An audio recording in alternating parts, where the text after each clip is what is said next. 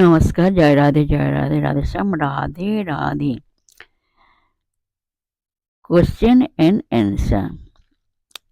এখন প্রশ্ন হলো, আমরা জানি তুলসী কৃষ্ণ প্রেয়সী, কৃষ্ণচরণে তুলসী পত্র দেয়া হয়, আবার ভোগ নিবেদনে ভোগের উপর তুলসী পত্র দেয়া হয়।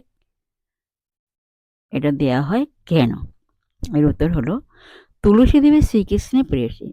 সেই দেবী যখন বৃক্ষরূপা, তখন সেই বৃক্ষের পত্র বিনা শ্রীকৃষ্ণ কারো অর্চনা বা নৈবেদ্য গ্রহণ করেন না।